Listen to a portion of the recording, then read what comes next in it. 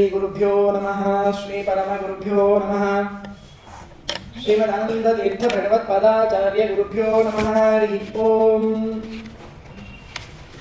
ನಾರಾಯಣಾಯ ಪರಿಪೂರ್ಣ ಗುಣಾರ್ಣವಾಯ ವಿಶ್ವೋದಯ ಸ್ಥಿತಿಲಯೋ ನಿಯತಿಪ್ರದಾಯ ಜ್ಞಾನಪ್ರದಾಯ ವಿಬುಧಾ ಸ್ವರಸೌಖ್ಯ ದುಃಖ ಸತ್ಕಾರಣಾಯ ವಿತತಾಯ ನಮೋ ನಮಸ್ತೆ.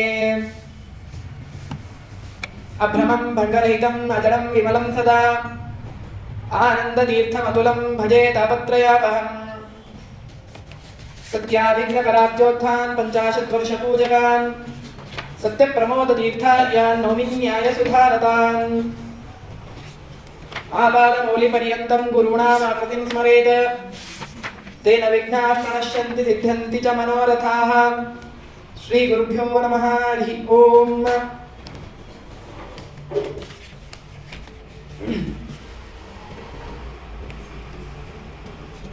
ರಾಮಾಯಣ ಇದು ಪರಮ ಪಾವನವಾಗಿರುವಂತಹ ಗ್ರಂಥ. ರಾಜ ಅನೇಕ ವಿಧವಾಗಿರುವಂತಹ ಗ್ರಂಥಗಳು ಇವತ್ತು ನಮಗೆ ಉಪಲಬ್ಧವಾಗಿವೆ. ಆದರೆ ಆ ಎಲ್ಲ ಗ್ರಂಥಗಳು ಲೌಕಿಕವಾಗಿರುವಂತಹ ಗ್ರಂಥಗಳಾಗಿರಬಹುದು, ಆಧ್ಯಾತ್ಮಿಕವಾಗಿರುವಂತಹ ಯಾವುದೇ ಕಾವ್ಯವಾಗಿರಬಹುದು, ಲೌಕಿಕ ಕಾವ್ಯಗಳಾಗಿರಬಹುದು, ಅದೆಲ್ಲವೂ ಕೂಡ ಈ ರಾಮಾಯಣವನ್ನೇ ಆಶ್ರಯಿಸಿ ಹೊರಟಿರೋದು.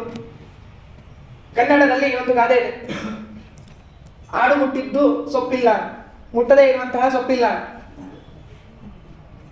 ಹಾಗೆ ಆಡು ಯಾವ ರೀತಿಯಾಗಿ ಎಲ್ಲ ಸೊಪ್ಪುಗಳನ್ನು ಸ್ವೀಕಾರ ಮಾಡುತ್ತೋ ತಿನ್ನತ್ತೋ, ಹಾಗೆ ಪ್ರತಿಯೊಬ್ಬ ಜ್ಞಾನಿಯು ಕವಿಗಳು ಯಾವುದೇ ಒಂದು ಗ್ರಂಥವನ್ನು ಬರೀಬೇಕಾಗಿದ್ದರೆ ಅವರು ಈ ರಾಮಾಯಣವನ್ನು ಮಹಾಭಾರತವನ್ನು ಆಶ್ರಯಿಸಿಕೊಂಡೇ ಇದ್ದಾರೆ. ಇದನ್ನು ಆಶ್ರಯಿಸಿಕೊಂಡೇ ಎಲ್ಲ ಈ ವಾಂಗ್ಮಯ ಪ್ರಪಂಚ ಅನ್ನೋದು ಹೊರಟಿದೆ. ಅಷ್ಟು ಎಲ್ಲ ಗ್ರಂಥಗಳಿಗೆ ಉಪಜೀವವಾಗಿರುವಂತಹ ಗ್ರಂಥ ಅಂತಂದರೆ ಅದು ರಾಮಾಯಣ ಹಾಗೂ ಮಹಾಭಾರತ ಗ್ರಂಥ. ಅದಕ್ಕಾಗಿ ಏನಂತಂದರೆ ಈ ರಾಮಾಯಣಕ್ಕೆ ಆದಿಕಾವ್ಯ ಅಂತ ಹೇಳ್ತಾರೆ. ಮೊಟ್ಟ ಮೊದಲಿಗೆ ಬಂದಿರುವಂತಹ ಕಾವ್ಯ ಅಂತಂದರೆ ಅದು ಈ ರಾಮಾಯಣ ಅನ್ನುವಂತಹ ಕಾವ್ಯ. ಅಂತಹ ಮಹೋನ್ನತವಾಗಿರುವಂತಹ ಈ ಕಾವ್ಯ ಸಮಸ್ಯೆ ಏನಾಯಿತು ಅಂತಂದರೆ, ಇದನ್ನ ರಾಮಾಯಣ ಹೊರಟಿರೋದು ಮನುಷ್ಯ ತಾನು ಹೇಗೆ ಜೀವಿಸಬೇಕು, ತನ್ನ ಜೀವನದ ಧ್ಯೇಯಗಳಲ್ಲಿ ಸಾಧನೆಗಳಲ್ಲಿ ಪ್ರತಿಯೊಂದು ಹೆಜ್ಜೆ ಹೆಜ್ಜೆಗೆ ತಾನು ಜೀವನವನ್ನು ಹೇಗೆ ಮಾಡಬೇಕು ಅಂತನ್ನೋದನ್ನು ತಿಳಿಸ್ಲಿಕ್ಕೆ ಹೊರಟಿರುವಂತಹ ಈ ಗ್ರಂಥ. ಇದನ್ನು ಏನು ಮಾಡಿಬಿಟ್ರು ಅಂತಂದರೆ ಕಾವ್ಯಮಯವಾಗಿ ಸ್ವೀಕಾರ ಮಾಡಿಬಿಟ್ರು. ಹಾಗಾಗಿ ಏನಂತಂದರೆ ಅಲ್ಲಿ ಕೇವಲ ವರ್ಣನಾತ್ಮಕವಾಗಿರುವಂಥ ಅನೇಕ ರಾಮಾಯಣಗಳಿದೆ. ಹೀಗೆ ಚಂಪು ರಾಮಾಯಣ ಸಿಗತ್ತೆ, ಹೀಗೆ ಅನೇಕ ವಿಧವಾಗಿರುವಂತಹ ರಾಮಾಯಣಗಳಿದೆ. ಭಾಸ ಬರೆದಿರುವಂತಹ ಪ್ರತಿಮಾ, ಅಭಿಷೇಕ ನಾಟಕ, ಉತ್ತರ ರಾಮಚರಿತ, ಆಶ್ಚರ್ಯ ಚೂಡಾಮಣಿ, ಅನರ್ಘ ರಾಘವ, ಬಾಲರಾಮಾಯಣ, ಪ್ರಸನ್ನ ರಾಘವ, ಭಟ್ಟಿ ಕಾವ್ಯ, ಜಾನಕಿ ಹರಣ, ವಿದರ್ಭರಾಜ ಬರೆದಿರುವಂತಹ ಚಂಪು ರಾಮಾಯಣ, ಕ್ಷೇಮೇಂದ್ರ ಬರೆದಿರುವಂತಹ ರಾಮಾಯಣ ಮಂಜರಿ, ಅಭಿನವಗುಪ್ತ ಬರೆದಿರುವಂತಹ ರಾಘವ ವಿಜಯ, ಹೀಗೆ ಅನೇಕ ವಿಧವಾಗಿರುವಂತಹ ಈ ಗ್ರಂಥಗಳಲ್ಲಿ ಕೇವಲ ರಾಮನನ್ನ ಒಬ್ಬ ವ್ಯಕ್ತಿಯಂತೆ, ಒಬ್ಬ ಸಾಧಾರಣ ಮನುಷ್ಯನಂತೆ, ಒಬ್ಬ ರಾಜನಂತೆ ವರ್ಣಿಸಿ ತೋರಿಸಿದ್ದಾರೆ. ಅದು ಅವರು ಕವಿಗಳು. ಹಾಗಾಗಿ ಕವಿ ಸಮಯ ಅದರಲ್ಲಿ ತಾವು ಆ ರೀತಿಯಾಗಿ ವರ್ಣನೆ ಮಾಡಿದರೆ, ನಮಗಾಗಿಯೇನೆ ಸಾಧಕ ವೃಂದಕ್ಕಾಗಿಯೇನೆ ಆ ರಾಮಾಯಣದ ಸಾರ, ಅದರಲ್ಲಿ ಏನು ಹೇಳಿದ್ದಾರೆ, ಅದನ್ನು ಹೇಗೆ ತೆಗೆದುಕೊಳ್ಳಬೇಕು ಅನ್ನೋದನ್ನ ತಿಳಿಸುವುದಕ್ಕಾಗಿ ಶ್ರೀಮನ್ ಮಧ್ವಾಚಾರ್ಯರು ನಮಗೆ ತಾವು ನಿರ್ಣಯವನ್ನು ಬರೆದುಕೊಟ್ರು. ನಿರ್ಣಯವನ್ನ ಮಹಾಭಾರತ ತಾತ್ಪರ್ಯ ನಿರ್ಣಯ ಅಂತ ಹೇಳಿ ನಿರ್ಣಯ ಬರೆದಿದ್ದಾರೆ. ಅದರಲ್ಲಿ ಮೊದಲಿಗಿರುವಂತಹ 3ನೇ ಅಧ್ಯಾಯದಿಂದ ಹಿಡಿದುಕೊಂಡು 9ನೇ ಅಧ್ಯಾಯದವರೆಗೆ ಈ ರಾಮಾರ್ಥ ನಿರ್ಣಯ, ರಾಮಾಯಣದ ನಿರ್ಣಯಗಳನ್ನ ಮಾಡಿ ತೋರಿಸಿದ್ದಾರೆ. ತೋರಿಸಿ ನಮ್ಮ ಮೇಲೆ ಮಹತ್ತರವಾಗಿರುವಂತಹ ಉಪಕಾರವನ್ನು ಮಾಡಿದರು. ಯಾಕೆಂತಂದ್ರೆ ಈ ಬೇರೆ ರಾಮಾಯಣಗಳೆಲ್ಲ ಓದ್ಬಿಟ್ರೆ ನಾವು ಅಲ್ಲಿ ಏನೇನೋ ಬೇರೆ ಬೇರೆ ರೀತಿಯಾಗಿ ವರ್ಣನೆ ಮಾಡಿದ್ದಾರೆ. ರಾಮ ಸೀತೆ ಇವರಿಬ್ಬರು ಅಣ್ಣ ತಂಗಿಯರು, ಹೀಗೆ ಏನೇನೋ ಅನೇಕ ವಿಧವಾಗಿರುವಂತಹ ವಿಚಿತ್ರ ವಿಧವಾಗಿರುವಂತಹ ಕಲ್ಪನೆಗಳನ್ನ ತಾವು ಮಾಡಿಕೊಂಡಿದ್ದಾರೆ. ಹಾಗಾಗಿ ಅದರಿಂದ ನಾವು ವಂಚಿತರಾಗಬಾರದು ಅನ್ನೋದಕ್ಕಾಗಿ ಆಚಾರ್ಯರು ಆ ರಾಮಾಯಣ ನಿರ್ಣಯವನ್ನ ಬರೆದು ನಮಗೆ ಅನೇಕ ಉಪಕಾರವನ್ನು ಮಾಡಿದ್ದಾರೆ. ಅದನ್ನ ಆಚಾರ್ಯರು ಬರೆದಿರುವಂತಹ ಗ್ರಂಥವನ್ನ ನಾವು ತಿಳಿದುಕೊಳ್ಳೋದಕ್ಕಾಗಿ ಸ್ವಲ್ಪ ಕಷ್ಟ ಅಂತ ಹೇಳಿ ಅನಿಸಿದಾಗ ಅದಕ್ಕೆ ತ್ರಿವಿಕ್ರಮ ಪಂಡಿತಾಚಾರ್ಯರ ಮಕ್ಕಳಾದ ನಾರಾಯಣ ಪಂಡಿತಾಚಾರ್ಯರು ಈ ಸಂಗ್ರಹ ರಾಮಾಯಣ ಅಂತನ್ನುವಂತಹ ಒಂದು ಕೃತಿಯನ್ನ ಬರೆದು ಅದರ ವಿಸ್ತೃತ ರೂಪವಾಗಿ ಆಚಾರ್ಯರು ಏನು ನಿರ್ಣಯವನ್ನು ಕೊಟ್ಟಿದ್ದಾರೋ ಅದರ ವಿಸ್ತೃತ ರೂಪವಾಗಿ ಈ ಸಂಗ್ರಹ ರಾಮಾಯಣ ಅಂತನ್ನೋದು ಹೊರಟಿದೆ ಅಂತನ್ನೋದನ್ನ ಹೇಳ್ತಾರೆ. ಹೀಗೆ ಏನಂತಂದ್ರೆ ಇದೆಲ್ಲದಕ್ಕೂ ಕೂಡ ಮುಖ್ಯವಾಗಿರೋದು ಯಾವುದು ಅಂತಂದ್ರೆ ವಾಲ್ಮೀಕಿ ರಾಮಾಯಣ ಅಂತ ಹೇಳಿದ್ವಿ. ಆ ವಾಲ್ಮೀಕಿ ರಾಮಾಯಣಕ್ಕೂ ಕೂಡ ಒಂದು ರಾಮಾಯಣ ಇದೆ, ಅದಕ್ಕೆ ಮಹಾರಾಮಾಯಣ ಅಂತ ಹೇಳ್ತಾರೆ. ಆ ಮೂಲ ರಾಮಾಯಣ ಅಂತಲೂ ಕೂಡ ಅದಕ್ಕೆ ಕರೀತಾರೆ. ಮಹಾಭಾರತ ಇದ್ದಂತೆ ಮಹಾರಾಮಾಯಣ ಅಂತಲೂ ಕರೀತಾರೆ, ಮೂಲ ರಾಮಾಯಣ ಅಂತಲೂ ಅದಕ್ಕೆ ಹೆಸರಿದೆ. ಅದನ್ನ ಹಯಗ್ರೀವ ರೂಪಿಯಾಗಿರುವಂತಹ ಪರಮಾತ್ಮ ತಾನು 100 ಕೋಟಿ ಶ್ಲೋಕಗಳಿಂದ ರಚನೆ ಮಾಡಿದ್ದಾರೆ. ಆದರೆ ಅದ್ಯಾವುದೂ ಕೂಡ ಇವತ್ತು ಉಪಲಬ್ಧವಿಲ್ಲ. ಆಚಾರ್ಯರು ಅದನ್ನ ಕೋಟ್ ಮಾಡ್ತಾರೆ, ಮಹಾರಾಮಾಯಣದಲ್ಲಿ ಹೇಳಿದ್ದಾರೆ ಅಂತ ಹೇಳಿ ಕೋಟ್ ಮಾಡಿ ಹೇಳಿರೋದ್ರಿಂದಾಗಿ ಆ ಮಹಾರಾಮಾಯಣ ಅನ್ನುವಂತಹ ಗ್ರಂಥ ಇದೆ. ಆದರೆ ನಾವು ಅಂತಹ ಭಾಗ್ಯಶಾಲಿಗಳಲ್ಲ ಅನ್ನೋದಕ್ಕಾಗಿ ಅದನ್ನ ನಮಗೆ ಉಪಲಬ್ಧವಾಗಿಲ್ಲ ಅಂತ ಹೇಳಿ ಆಚಾರ್ಯರೇ ತಿಳಿಸಿ ಈ ರಾಮಾಯಣಗಳಿಂದ ನಮಗೆ ಜ್ಞಾನವನ್ನ ಮಾಡಿಕೊಳ್ಳಬೇಕು ಅನ್ನೋದನ್ನ ತಿಳಿಸ್ತಾ ಇದ್ದಾರೆ. ರಾಮಾಯಣಂ ನಾಮ ಪರಂತು ಕಾವ್ಯಂ ಸುಪುಣ್ಯದಂ ವೈ ಶೃಣುತದ್ವಿಜೇಂದ್ರಾಃ ಯಸ್ಮಿನ್ ಶ್ರುತೆ ಜನ್ಮ ಜರಾದಿನಾಶೋ ಭವತ್ಯದೋಷಸ್ತನರೋಚ್ಯುತ ಸ್ಯಾತ್. ರಾಮಾಯಣ ಬಹಳ ಉತ್ತಮವಾಗಿರುವಂತಹ ಪುಣ್ಯವನ್ನು ಕೊಡುವಂತಹ ಒಂದು ಮಹತ್ತರವಾಗಿರುವಂತಹ ಒಂದು ಗ್ರಂಥರತ್ನ. ಆ ಗ್ರಂಥರತ್ನದಲ್ಲಿ ಇರುವಂತಹ ವಿಷಯಗಳನ್ನ ನಾವು ತಿಳಿದುಕೊಂಡರೆ ಜನ್ಮ ಜರಾದಿನಾಶ, ಹುಟ್ಟು ಸಾವು, ಆ ಹುಟ್ಟು ಸಾವುಗಳ ಮಧ್ಯದಲ್ಲಿರುವಂತಹ ಅನೇಕ ವಿಧವಾಗಿರುವಂತಹ ತಾಪಗಳು ಅವೆಲ್ಲವೂ ಕೂಡ ನಾಶ ಆಗಿ ಹೋಗುತ್ತೆ. ನರೋಚ್ಯುತಸ್ಯ, ಅಚ್ಯುತನಾಗ್ತಾನಂತ ಮನುಷ್ಯ. ಇವತ್ತು ನಮಗೇನಂತಂದ್ರೆ ಎಲ್ಲ ಕಡೆಯಿಂದಲೂ ಕೂಡ ಚ್ಯುತಿ ಇದೆ. ಕೆಲಸ ಅದರಲ್ಲೂ ಕೂಡ ಏನಾದ್ರೂ ಚ್ಯುತಿ ಬರುತ್ತೆ. ನಮಗೆ ಉತ್ತಮವಾಗಿರುವಂತಹ ನಾವು ಅಂದುಕೊಳ್ಳುವಂತಹ ಒಂದು ಸ್ಟೇಟಸ್ ಸಿಗುವುದಿಲ್ಲ. ಅನೇಕರ ಮುಂದೆ ಕೈ ಚಾಚಬೇಕಾಗತ್ತೆ. ನೀಚೋಚ್ಚ ತಿಳಿಯದೆ ಸರ್ವರ ಚರಣಕ್ಕೆ ಚಾಚಿದೇನೋ ಸಲ ಹಸ್ತಗಳ. ಏನಾಗಾದ್ರೆ ನಾನು ಇನ್ನೊಬ್ಬರ ಅಧೀನನಾಗಿ ಬದುಕಬೇಕಾಗಿದೆ. ಹಾಗಾಗಿ ಅದಾಗುವುದಿಲ್ಲ.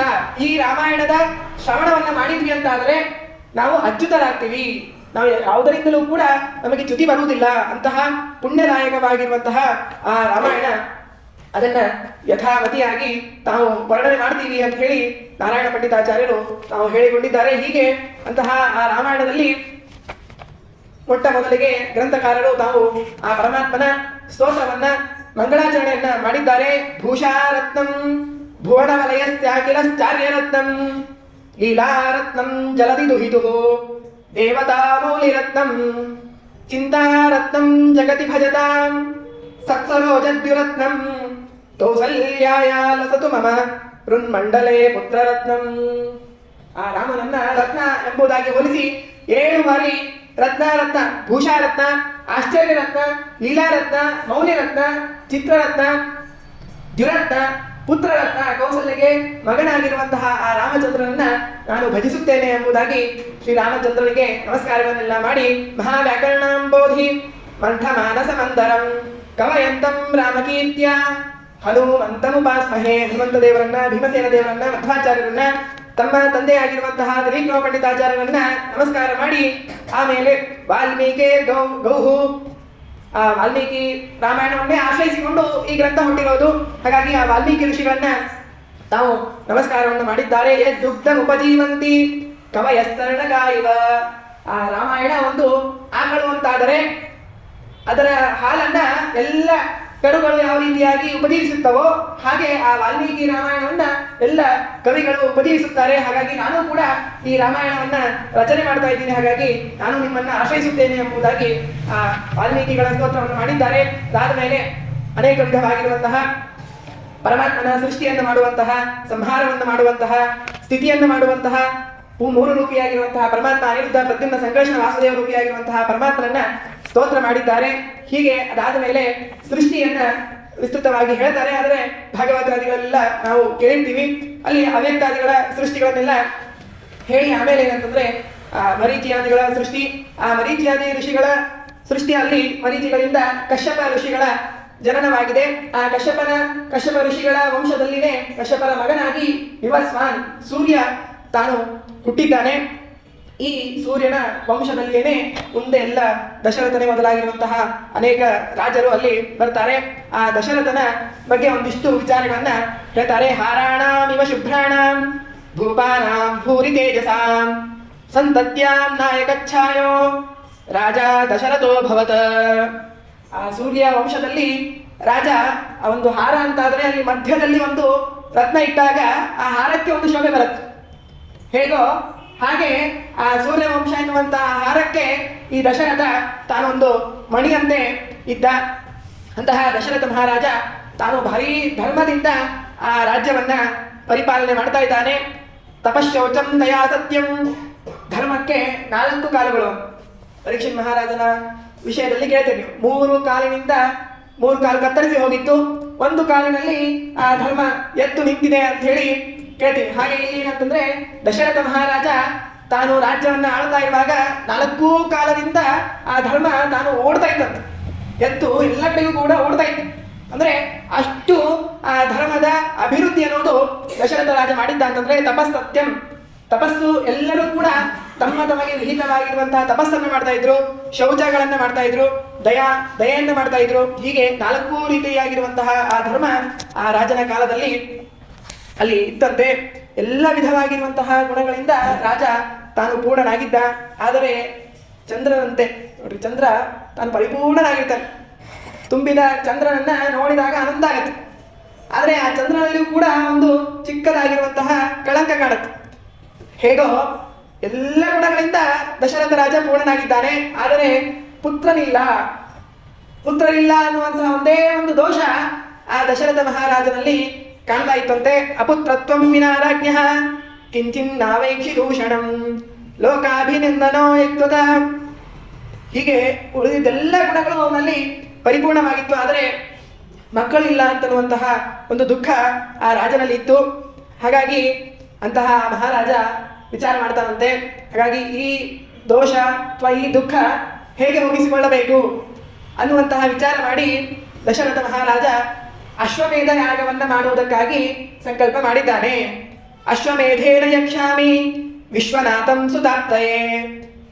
ಮಕ್ಕಳನ್ನ ಪಡೆದುಕೊಳ್ಳುವುದಕ್ಕಾಗಿ ಅಶ್ವಮೇಧ ಯಾಗವನ್ನ ಮಾಡುವುದಕ್ಕಾಗಿ ದಶರಥ ರಾಜ ಹೊರಟಿದ್ದಾನೆ. ದಶರಥ ರಾಜ ಇದರ ಮೂಲಕವಾಗಿ ನಮಗೆ ಶಿಕ್ಷಣ ಕೊಡ್ತಾನೆ. ನಮಗೆ ಅನೇಕ ವಿಧವಾಗಿರುವಂತಹ ಕುಂದು ಕೊರತೆಗಳು ಇದೆ ಜೀವನದಲ್ಲಿ. ಅದು ಬೇಕು, ಇದು ಬೇಕು, ಅನೇಕ ವಿಧವಾಗಿರುವಂತಹ ವಿಚಾರಗಳನ್ನ ನಾವು ಬೇಡಬೇಕಾಗಿದೆ. ಅಂದ್ರೆ ಏನು ಬೇಡಬೇಕು, ಎಲ್ಲಿ ಬೇಡಬೇಕು? ದಾಸರು ಹೇಳುವಂತೆ, ಬೇಡಿದರೆ ನೊಡೆಯನ ಬೇಡು ಎಂಬಂತೆ ಆ ಅಶ್ವಮೇಧ ಯಾಗದಿಂದ ಪರಮಾತ್ಮನನ್ನೇ ಬೇಡ್ತೀನಿ. ಪರಮಾತ್ಮನೇ ನನಗೆ ಪುತ್ರರನ್ನು ಕೊಡ್ತಾನೆ ಅಂತ ಹೇಳಿ ಪರಮಾತ್ಮನನ್ನೇ ನಾನು ಶರಣ ಹೋಗುತ್ತೇನೆ. ಈಶ್ವರೇ ನಃ ಪ್ರಸನ್ನೇ ಕಿಂ ದುರ್ಲಭಂ ಭಕ್ತ ವತ್ಸಲೇ ಕಿಮಲಭ್ಯಂ ಭಗವತಿ ಪ್ರಸನ್ನೇ ಶ್ರೀನಿಕೇತನೆ.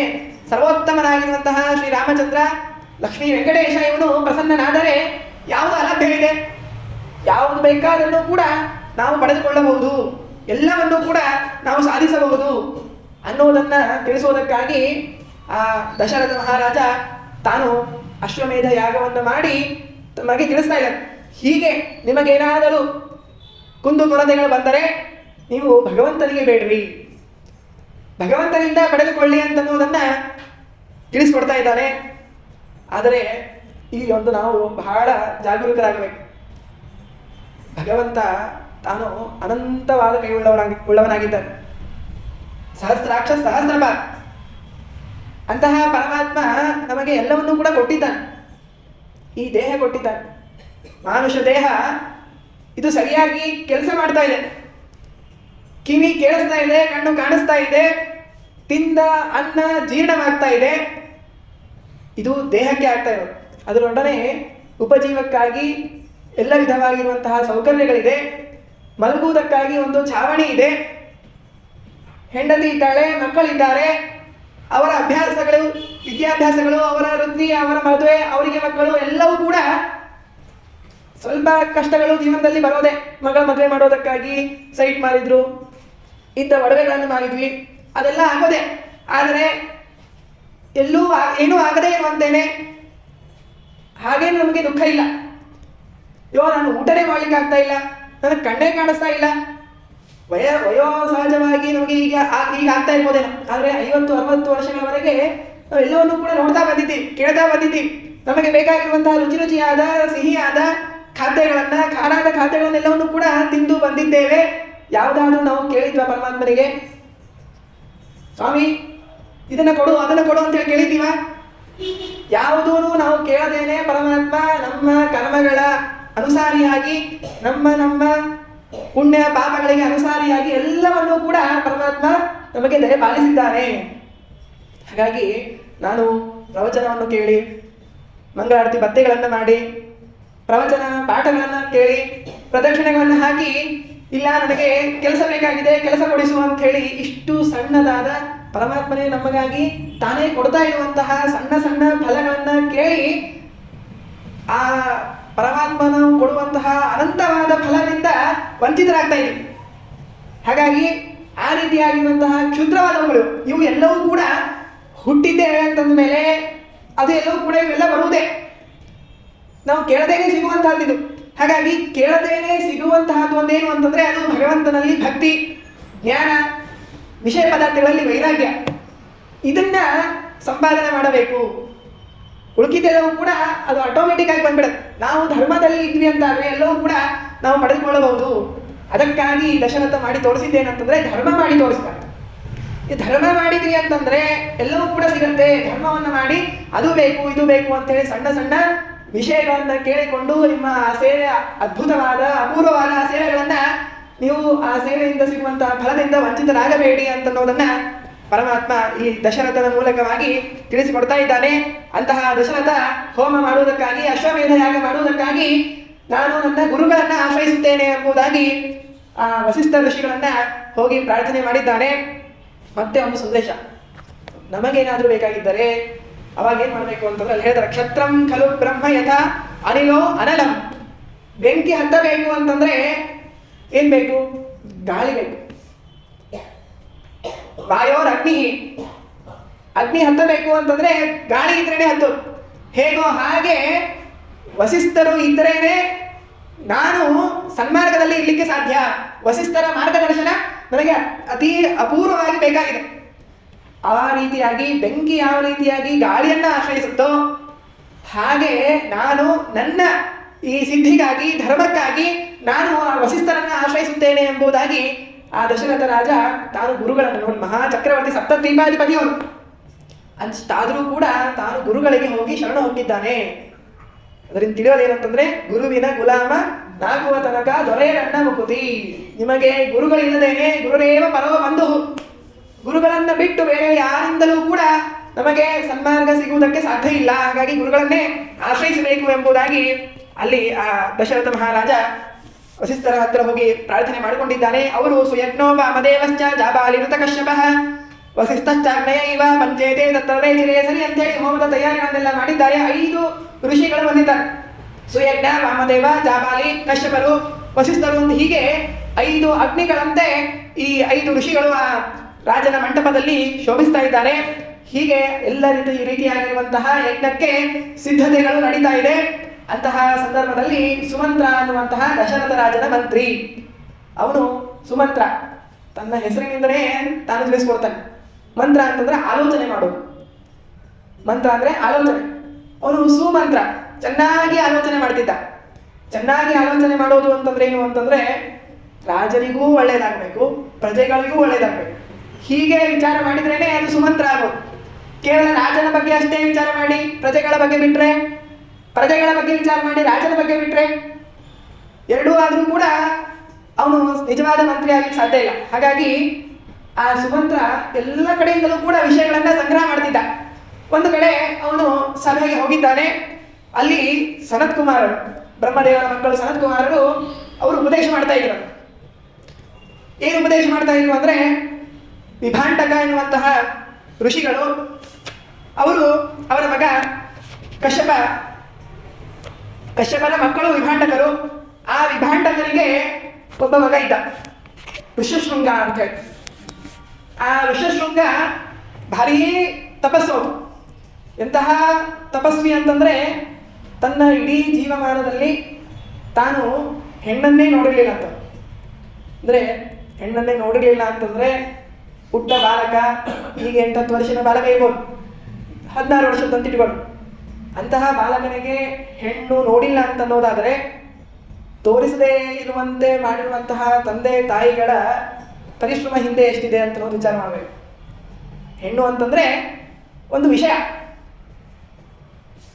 ಬ್ರಹ್ಮಚಾರಿಯಾಗಿ ವಿದ್ಯಾರ್ಥಿಯಾಗಿ ಇದ್ದಾಗ ಆ ಮಗು ಹೇಗೆ ಬೆಳೆಯಬೇಕು, ಮಗುವನ್ನು ಹೇಗೆ ಬೆಳೆಸಬೇಕು, ಅದಕ್ಕೆ ಬೇಕಾಗಿರುವಂತಹ ತಾಳ್ಮೆ ಎಷ್ಟಿರಬೇಕು, ಎಷ್ಟು ಜ್ಞಾನವನ್ನು ಮಕ್ಕಳಿಗಾಗಿ ಹರಿಸಬೇಕು, ಎಷ್ಟು ಪುಣ್ಯವನ್ನು ಸಂಪಾದನೆ ಮಾಡಬೇಕು, ಆ ಎಲ್ಲ ರೀತಿಯಾಗಿರುವಂತಹ ಪರಿಶ್ರಮವನ್ನು ತಂದೆ ತಾಯಿ ವಿಭಾಂಡಕ ಋಷಿ ದಂಪತಿಗಳು ಅವರು ಮಾಡಿದ್ದಾರೆ ಅನ್ನೋದಕ್ಕಾಗಿಯೇ ಅಷ್ಟು ಮಹಾ ತಪಸ್ವಿ ಋಷ್ಯಶೃಂಗ ತಯಾರಾಗಿದ್ದಾರೆ. ಅವರ ಪ್ರಭಾವ ಎಂಥದ್ದು ಮುಂದೆ ಹೇಳ್ತಾರೆ. ತಂದೆ ತಾಯಿಗಳಿಗೆ ಇದರಿಂದ ಸಂದೇಶ ಕೊಡ್ತಾ ಇದೆ. ಇವತ್ತಿನ ನೋಡ್ರಿ, ಎಲ್ಲೇ ಹೋದ್ರೂ ಕೂಡ ಏನಂತಂದ್ರೆ ಮಗು ಊಟ ಮಾಡ್ತಾ ಇದೆ ಅಂತಂದ್ರೆ ಅದಕ್ಕೆ ಎದುರಿಗೆ ತಟ್ಟೆ ಇದೆಯೋ ಬಿಟ್ಟಿದೋ ಗೊತ್ತಿಲ್ಲ, ಆದರೆ ಮೊಬೈಲ್ ಬೇಕು. ಯಾಕೆ? ಅದಕ್ಕೆ ಮೊಬೈಲಿನ ಪರಿಚಯ ಆಗಿದ್ದು ಹೇಗೆ ಅಂತಂದ್ರೆ ಪೋಷಕರಿಗೆ ತಾಳ್ಮೆ ಇಲ್ಲ, ಇದೇ ಉತ್ತರ. ಅಯ್ಯೋ ಆಗೋದಿಲ್ಲ, ಇವರನ್ನ ಈ ಮಗುವನ್ನ ಕೂಡಿಸಿ ತಿನ್ನಿಸೋದಕ್ಕೆ ಆಗೋದಿಲ್ಲ, ನನಗೆ ಏನಾದರೂ ಮಾಡಿ ಡೈವರ್ಟ್ ಮಾಡಬೇಕು. ಡೈವರ್ಟ್ ಮಾಡಿದರೆ ತಿನ್ನತ್ತೆ ಅನ್ನೋದಕ್ಕಾಗಿ ಆ ಸರಳವಾದ ಉಪಾಯವನ್ನ ಇಲ್ಲಿ ನಾವು ಆಶ್ರಯಿಸ್ತಾ ಇದ್ದೀವಿ. ಹೀಗೆ ನಮ್ಮಲ್ಲಿ ತಾಳ್ಮೆ ಇಲ್ಲದೆ ಇರೋದಕ್ಕಾಗಿ ನಾವು ಒಂದೊಂದು ಅದಕ್ಕೆ ವಿಷಯಗಳನ್ನು ಕೊಡ್ತಾ ಹೋಗ್ತೀವಿ. ಅದು ಮುಂದೆ ಬಂದಾಗ, ತರುಣ ಪ್ರಾಯಕ್ಕೆ ಬಂದಾಗ ಅದು ನಿಂತಿರುತ್ತೆ, ಪೂರ್ಣ ಮೇಲಿನ ಸ್ಥಳದಲ್ಲಿ ಹೋಗಿ ನಿಲ್ಲತ್ತೆ. ಆವಾಗ ಏನು ಕೇಳೋದೇ ಇಲ್ಲ. ಕೂಡಿಸಿ ಕಥೆಗಳನ್ನು ಹೇಳ್ತಾ ಊಟ ಮಾಡಿಸಿದರೆ ಆ ಒಂದು ಬಾಂಧವ್ಯನೂ ಕೂಡ ಬೆಳೆದಿತ್ತು. ಎಲ್ಲವೂ ಕೂಡ ಇವತ್ತು ನಾವು ಕಳೆದುಕೊಳ್ತಾ ಇದ್ದೀವಿ. ಆದರೆ ಇಲ್ಲಿ ನಮಗೆ ತಿಳಿಸೋದೇನಂತಂದ್ರೆ ಹೀಗೆ ಆ ರೀತಿಯಾಗಿ ಬೆಳವಣಿಗೆಯನ್ನ ತಂದೆ ತಾಯಿಗಳು ಮಾಡಿಸಬೇಕು ಅನ್ನೋದನ್ನ ತಿಳಿಸ್ತಾ ಇದ್ದಾರೆ. ಅಂತಹ ಋಷ್ಯಶೃಂಗ ಋಷಿಯನ್ನ ಲೋಮಪಾದ ಎನ್ನುವಂತಹ ರಾಜ ತನ್ನ ಪಟ್ಟಣಕ್ಕೆ ಕರೆಸಾರತ್ತು. ಯಾಕೆ ಅಂತಂದ್ರೆ ಅಲ್ಲಿ ಮಳೆ ಇಲ್ಲ. ಮಳೆ ಇಲ್ಲದೇನೆ ಪ್ರಜೆಗಳೆಲ್ಲ ಕಂಗಾಲಾಗಿ ಹೋಗಿದ್ದಾರೆ. ಬೆಳೆ ಬೆಳೀತಾ ಇಲ್ಲ, ಊಟಕ್ಕೆ ಗತಿ ಇಲ್ಲ, ಕುಡಿಯೋದಕ್ಕೆ ನೀರಿಲ್ಲ ಅಂತ ಹೇಳಿ ಬಳಲುತ್ತಿರುವಾಗ ಹೇಳಿದ್ದೇನಂತಂದ್ರೆ, ಈ ಋಷ್ಯಶೃಂಗರನ್ನ ಕರೆದುಕೊಂಡು ಬಂದ್ರೆ ಸಾಕು. ಆ ಋಷ್ಯಶೃಂಗ ಮುನಿ ನಿನ್ನ ಪಟ್ಟಣಕ್ಕೆ ಕಾಲಿಟ್ಟ ಅಂತಂದ್ರೆ ಮಳೆ ಬರುತ್ತೆ ಅಂತನ್ನೋದನ್ನ ಹೇಳಿದ್ದಕ್ಕಾಗಿ ಆ ಲೋಮಪಾದ ಓಡೋಡಿ ಹೋಗಿ ಋಷ್ಯಶೃಂಗನ ಕಾಲಿಗೆ ಬಿದ್ದಿದ್ದಾನೆ. ಅವರ ಪ್ರಾರ್ಥನೆಗೆ ಇವರೆಲ್ಲ ತಪಸ್ಸು ಮಾಡಿರೋದು ತಪಸ್ವಿಗಳು, ಋಷಿಗಳು ಏನಂತಂದ್ರೆ, ರಾಜ್ಯಕ್ಕೆ ಏನಾದ್ರೂ ನಮ್ಮಿಂದ ಕ್ಷೇಮವಾಗತ್ತೆ ಅನ್ನೋದಾದ್ರೆ ಅದಕ್ಕೆ ಮೊಟ್ಟ ಮೊದಲಿಗೆ ಬರ್ತಾರೆ. ಆ ಲೋಮಪಾದನ ಪ್ರಾರ್ಥನೆಗೆ ಋಷ್ಯಶೃಂಗ ಋಷಿ ಬಂದಿದ್ದಾರೆ, ಕಾಲಿಟ್ಟಿದ್ದಾರೆ, ಧೋ ಅಂತ ಹೇಳಿ ಮಳೆ ಎಲ್ಲ ಕಡೆಗೂ ಕೂಡ ಬಂದಿದೆ. ಸುಭಿಕ್ಷವಾಗುವಂತೆ ಮಳೆ ಆಗಿದೆ ಅಂತೆ. ಅಂತಹ ಈ ಋಷ್ಯಶೃಂಗ ಋಷಿಗೆ ಆ ರಾಜ ಏನು ಕೊಡಬೇಕು, ನಾನು ಅಂತಹ ಸುಭಿಕ್ಷೆಯನ್ನು ಮಾಡಿರುವಂತಹ ಋಷಿಗೆ ನಾನು ಏನು ಕೊಡಬೇಕು ಅಂತೇಳಿ ತನ್ನ ಮಗಳನ್ನೇ ತಾನು ಕೊಟ್ಟಿದ್ದಾನಂತೆ. ಮಗಳನ್ನ ಕೊಟ್ಟು ಮದುವೆ ಮಾಡಿಸಿದ್ದಾನೆ. ಶಾಂತ ಎನ್ನುವಂತಹ ಅವಳ ಹೆಸರು. ಅಂತಹ ಆ ಋಷಿಯನ್ನ ಕರೆದುಕೊಂಡು ಬಂದು ದಶರಥ ರಾಜ ಯಾಗವನ್ನ ಮಾಡ್ತಾನೆ ಅಂತ ಹೇಳಿ ಸನತ್ ಕುಮಾರರು ಹಿಂದೆ ಹೇಳಿದ್ರಂತಿದೆ. ಈ ವಿಷಯವನ್ನ ದಶರಥ ರಾಜನಿಗೆ ಸುಮಂತ್ರ ಹೇಳ್ತಾ ಇದ್ದಾನೆ. ಹೀಗೆ ಹೇಳಿದ್ರು, ಅದು ಪ್ರಾಯ ಕಾಲ ಈಗ ಕೂಡಿ ಬಂದಿದೆ, ಹಾಗಾಗಿ ನೀನು ಆ ಋಷ್ಯಶೃಂಗರನ್ನ ಲೋಮಪಾದರ ಆಶ್ರಮದಿಂದ ಕರೆದುಕೊಂಡು ಬಂದು ಯಾಗ ಮಾಡು, ನಿನ್ನೆಲ್ಲ ಇಚ್ಛೆ ಪೂರ್ಣ ಆಗತ್ತೆ ಅಂತ ಹೇಳಿದಾಗ ನೋಡ್ರಿ, ನಾವೇನ್ ಮಾಡ್ತೀವಿ, ಹೆಜ್ಜೆ ಹೆಜ್ಜೆಗೂ ರಾಮಾಯಣ ನಮಗೆ ತಿಳಿಸ್ತಾ ಇದೆ.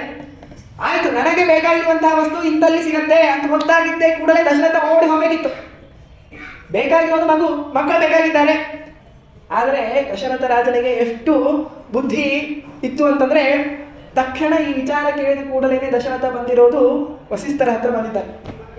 ಸ್ವಾಮಿ, ಹೀಗೆ ಹೇಳ್ತಾ ಇದ್ದಾರೆ ನನ್ನ ಮಂತ್ರಿಗಳು, ಹಾಗಾಗಿ ನೀವು ಅಪ್ಪಣೆ ಕೊಟ್ಟರೆ ನನಗೆ ಬೇಕಾಗಿದೆ ಅಂತ ಹೇಳಿ ನಾನು ಹೇಗೋ ಸ್ವಚ್ಛಂದವಾಗಿ ಹೋಗಿ ತೆಗೆದುಕೊಳ್ಳೋದಲ್ಲ. ತಂದೆ ತಾಯಿಗಳು ಕೇಳಬೇಕು ಅನ್ನೋ ಕಾನ್ಸೆಪ್ಟ್ ಇಲ್ಲ ಈಗ. ಆದರೆ ಇದನ್ನು ತಿಳಿಸ್ಕೊಡ್ತಾರೆ.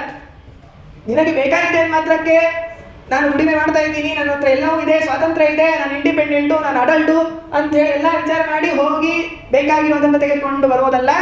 ಗುರುಗಳಿಗೆ ಹೋಗಿ ಕೇಳಬೇಕು. ಗುರುಗಳು ಅಂತಂದ್ರೆ ಯಾರು? ತಂದೆ ತಾಯಿಗಳೇ. ಗುರುಗಳಿಗೆ ಹೋಗಿ ಕೇಳಿದ್ದಾರೆ.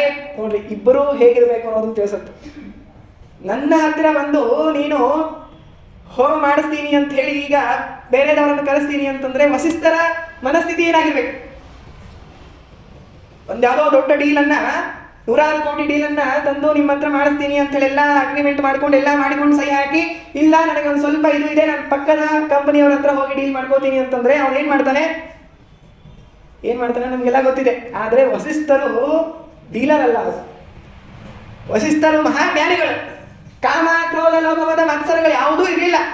ಆ ಋಷಶೃಂಗರನ್ನ ಕರೆಸಿ ಯಜ್ಞ ಮಾಡಿಸಿದ್ರೆ ನಿನ್ನ ಇಚ್ಛೆ ಪೂರ್ಣ ಆಗುತ್ತಲ್ಲ, ಅವಶ್ಯವಾಗಿ ಕರೆದು ಮಾಡಿಸು ಅಂತ ಹೇಳಿ ಸಂತೋಷದಿಂದ ಮುಗುಳ್ನಂತ ದಶರಥನಿಗೆ ಅಭಿನಂದಿಸುತ್ತಾ ಹೇಳ್ತಾರಂತೆ. ಅವಶ್ಯವಾಗಿ ಕರೆದುಕೊಂಡು ಬಾ, ಅವರೊಡನೆ ನಾವು ಯಜ್ಞವನ್ನು ಮಾಡೋಣ ಅಂತ ಹೇಳಿ ಹೇಳ್ತಾರಂತೆ.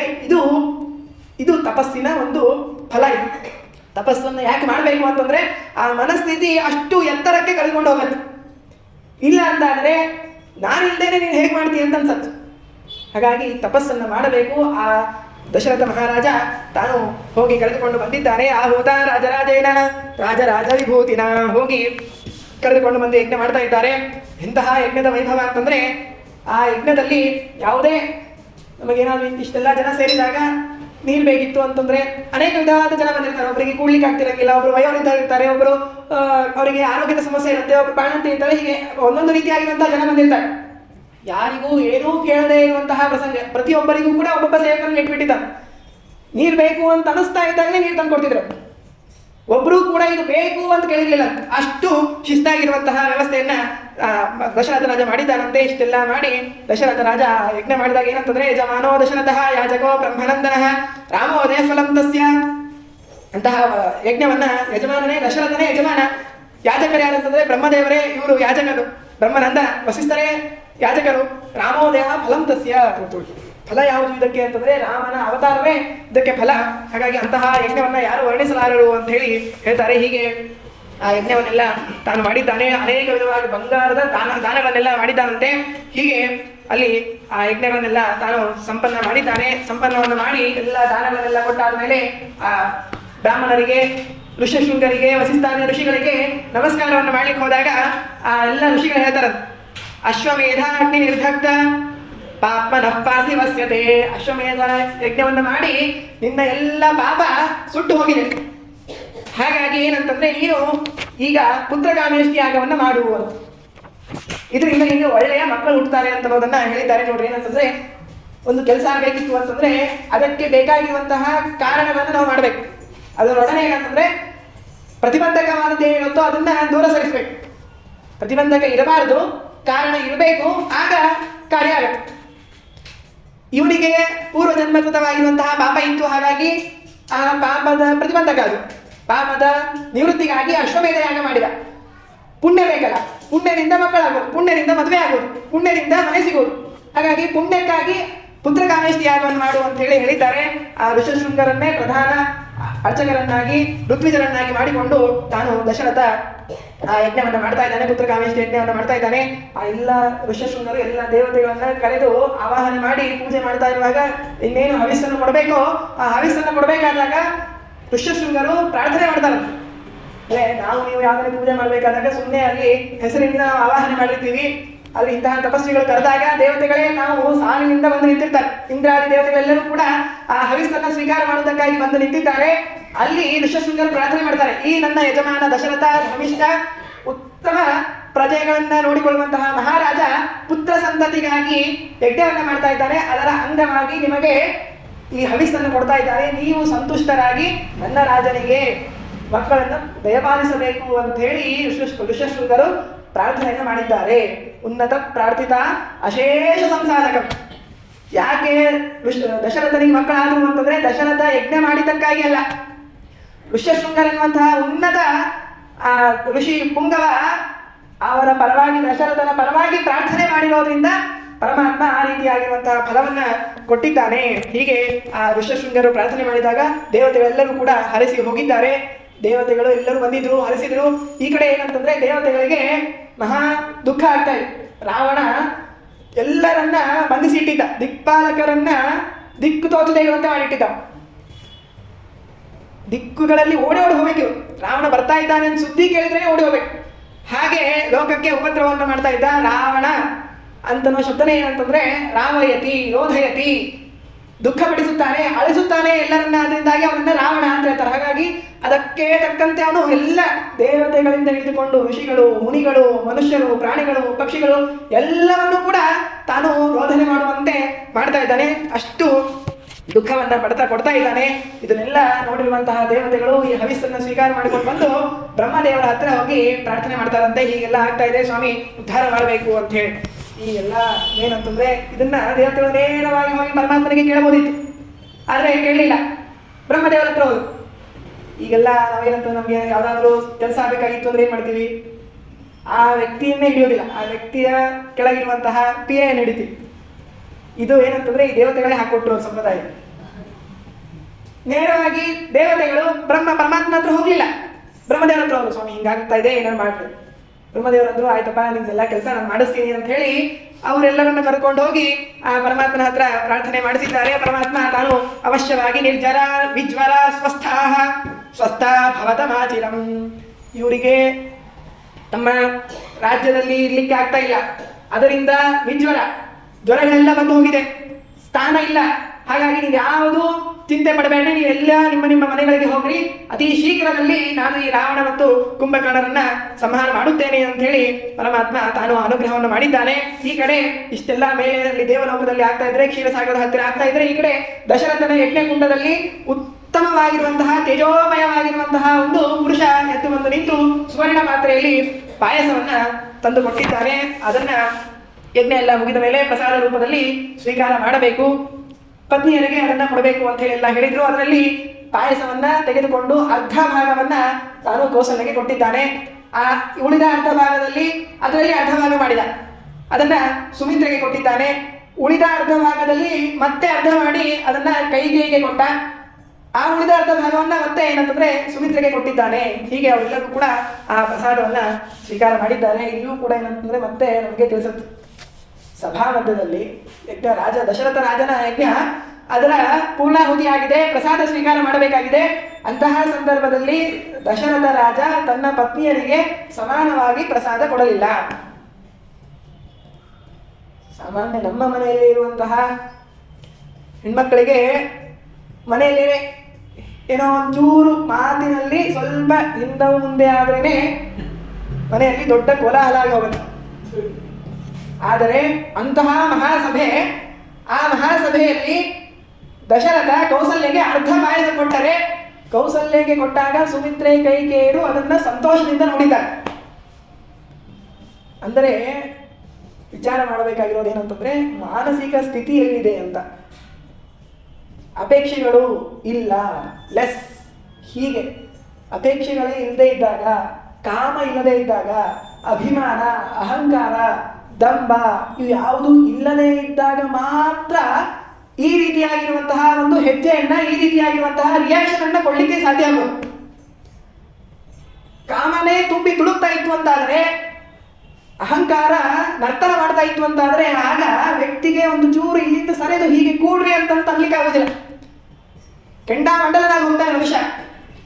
ಆದರೆ ಅಂತಹ ಉನ್ನತ ಸ್ಥಾನದಲ್ಲಿ ಇರುವುದರಿಂದ ಅವರೆಲ್ಲರೂ ಕೂಡ ಏನಂತಂದ್ರೆ ಅತೀ ಸಂತೋಷದಿಂದ ಆ ಪ್ರಸಾದವನ್ನು ಸ್ವೀಕಾರ ಮಾಡಿದ್ದಾರೆ. ಆಮೇಲೆ ಅವರ ಬೇರೆ ಗುಣಗಳೆಲ್ಲ ಮುಂದೆ ಬರುತ್ತದೆ, ಬೇರೆ ವಿಚಾರ. ಆದರೆ ಅವರ ಆ ಮಾನಸಿಕ ಸ್ಥಿತಿ ಎಷ್ಟು ಎತ್ತರಕ್ಕೆ ಇತ್ತು ಅನ್ನೋದು ನಮಗೆ ತಿಳಿದು ಬರುತ್ತೆ. ಇದನ್ನ ನಾವು ಕಲಿಬೇಕಾಗಿದೆ ಅಷ್ಟೇ.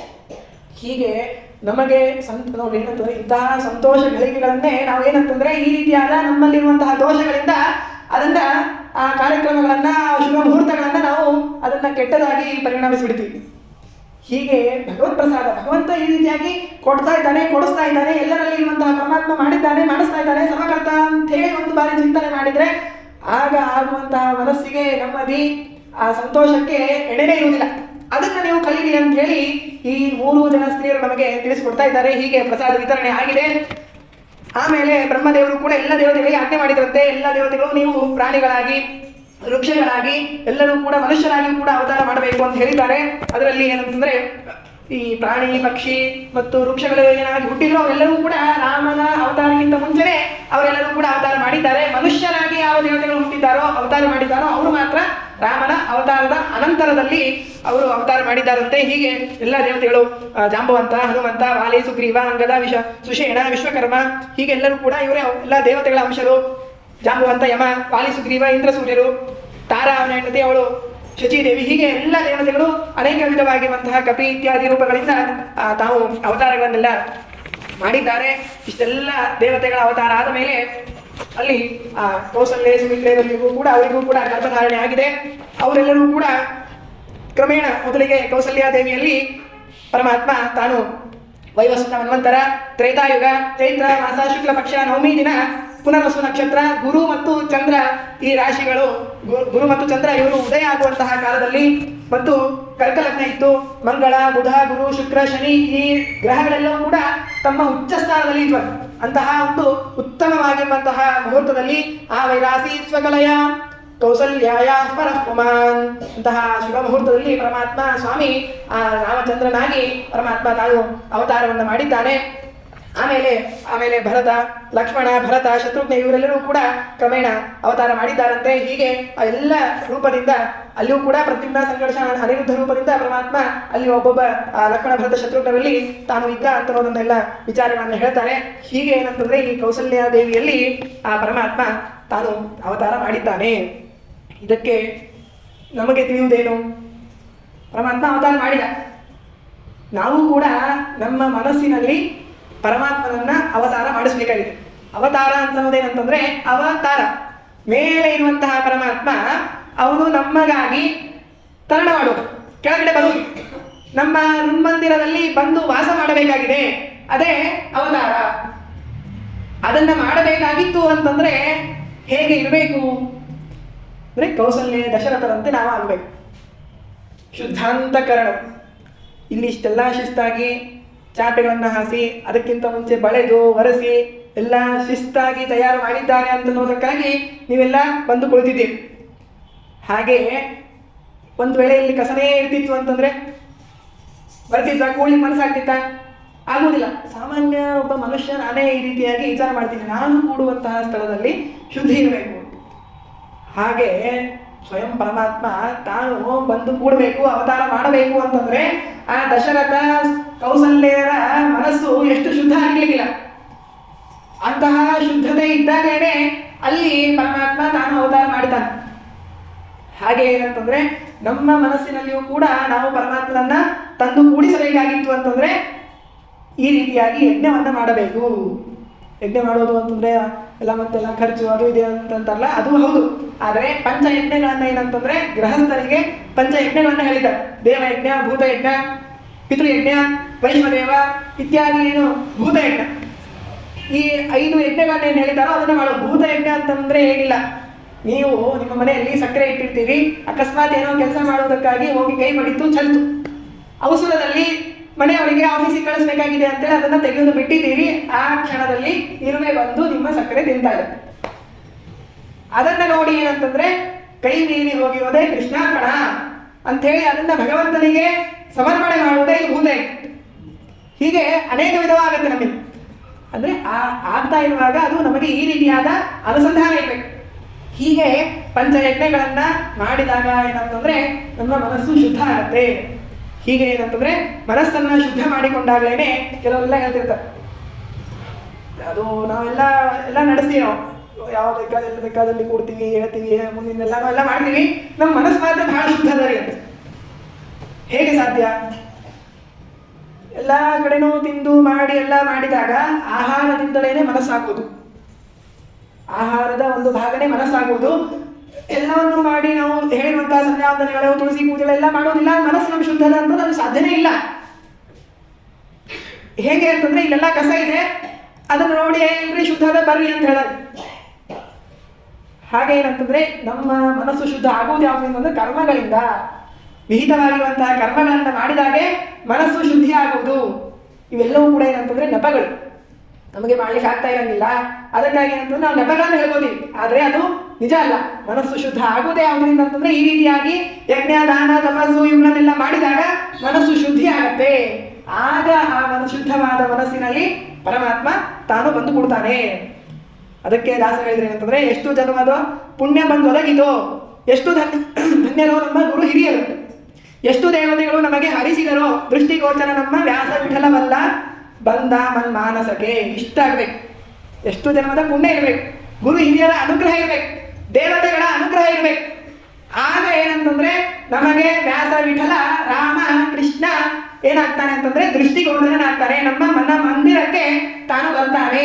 ಆ ಪರಮಾತ್ಮನನ್ನ ನಮ್ಮ ಮನ ಮಂದಿರಕ್ಕೆ ತರುವುದಕ್ಕಾಗಿ ಇಷ್ಟು ನಾವು ಮಾಡಬೇಕಾಗಿರೋದು ಅನ್ನೋದನ್ನ ಈ ದಶರಥ ಮತ್ತು ಕೌಸಲ್ಯೆ, ಆ ಋಷ್ಯಶೃಂಗರು ಎಲ್ಲರೂ ಕೂಡ ನಮಗೆ ಈ ಒಂದು ತತ್ವವನ್ನ ತಿಳಿಸ್ತಾ ಇದ್ದಾರೆ. ಮುಂದಿನ ಕಥೆಗಳನ್ನ ನಾಳೆ ದಿನ ಕೇಳೋಣ ಅಂತ ಹೇಳ್ತಾ ಈ ಜ್ಞಾನ ಕಾರ್ಯವನ್ನ ಗುರುಗಳ ಪಾದಾರವಿಂದಗಳಲ್ಲಿ ಸಮರ್ಪಣೆ ಮಾಡೋಣ. ಶ್ರೀಕೃಷ್ಣ ಅರ್ಪಣಮಸ್ತು.